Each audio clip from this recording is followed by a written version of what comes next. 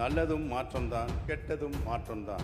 எதிர்பார்த்து வாக்களித்த தமிழ்நாட்டு மக்களுக்கு கிடைத்துள்ளதோ பெருத்த ஏமாற்றம்தான்.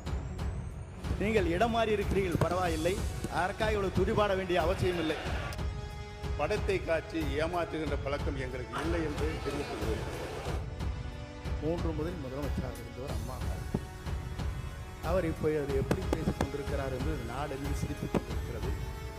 இன்னைக்கு சட்டசபையில் டிஎம்கே சட்டமன்ற உறுப்பினர் ஓ பன்னீர்செல்வம் அவர்கள் பேசும்போது இந்த முதல் நிதிநிலை அறிக்கை பார்க்கும்போது மக்களுக்கு மிகப்பெரிய ஏமாற்றமாக தான் இருக்கும். டிவிக்கு ஆட்சிக்கு வந்தால் நாங்கள் செய்கிறோன்னு சொன்ன ஒரு திட்டத்தை கூட இந்த நிதிநிலை அறிக்கையில் அவங்க கொண்டுட்டு வரவே இல்லை அப்படின்றது போல சொல்லியிருந்தாரு. நல்லதும் மாற்றம்தான், கெட்டதும் மாற்றம்தான். எதிர்பார்த்து வாக்களித்த தமிழ்நாட்டு மக்களுக்கு கிடைத்துள்ளதோ பெருத்த ஏமாற்றம்தான். தங்களது தேர்தல் அறிக்கையினை தங்களுடைய முன்னோடி திட்டமாக இந்த சட்டமன்றத்தில் கூட அறிவித்திருக்கலாம்.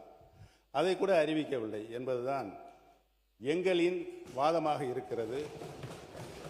தமிழகத்தின் மக்கள் இன்று ஏமாந்து நிற்கின்றார்களே, அவருடைய எண்ணங்களின் வடிவமாக இருக்கிறது என்பதை தெரிவித்துக் கொள்கிறேன்.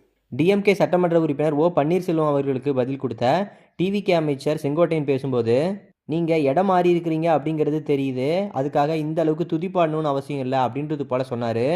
தமிழகமே பாராட்டி கொண்டிருக்கிற ஒரு தூய ஆட்சியை பற்றி ஏமாற்றத்தை உருவாக்குகிற ஆட்சி என்று நீங்கள் குறிப்பிடுவது வேடிக்கையாக இருக்கிறது.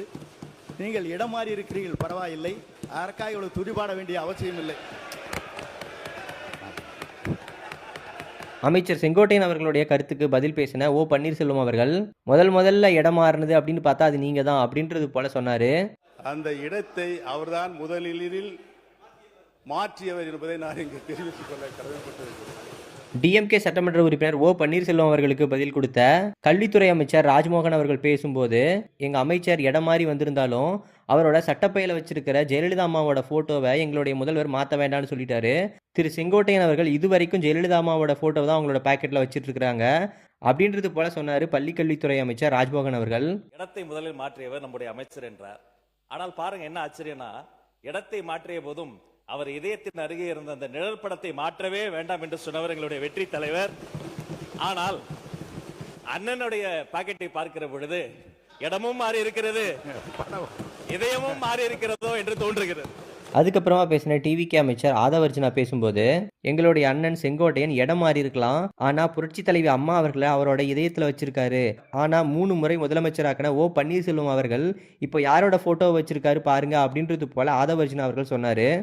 எங்கள் அண்ணன் செங்கோட்டையன் அவர்கள் இடம் மாறி இருக்கலாம், ஆனால் புரட்சி தலைவி அம்மா அவர்களை இன்னும் தன்னுடைய இதயத்தில் தன்னுடைய சட்டை பையில் இன்னும் வச்சிருக்காரு. ஆனால் புரட்சி தலைவி அம்மாவால் முதலமைச்சராக்கப்பட்டவர் இன்றைக்கு அவருடைய சட்டப்பையில் யாரோட புகைப்படம் இருக்கிறது தமிழ்நாட்டு மக்களுக்கு தெரியும். அதுக்கு பதில் கொடுத்த ஓ பன்னீர்செல்வம் அவர்கள், அண்ணாவா இருக்கட்டும், கலைஞரா இருக்கட்டும், எம்ஜிஆரா இருக்கட்டும், புரட்சி தலைவி அம்மாவா இருக்கட்டும், நாங்கள் யாரையுமே மறக்கல, உயிருள்ள வரைக்கும் அவங்களோட நினைவு எப்போதுமே இருக்கும் அப்படின்றது போல ஓ பன்னீர்செல்வம் அவர்கள் சொன்னாரு. எங்களுடைய இதயத்தில் நிலையாக வைத்திருக்கிறோம்.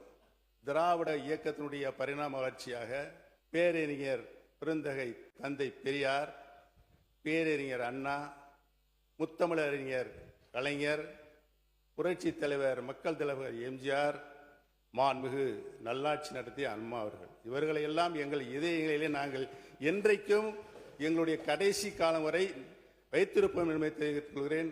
படத்தை காட்சி ஏமாற்றுகின்ற பழக்கம் எங்களுக்கு இல்லை என்று தெரிவித்துக் கொள்கிறேன்.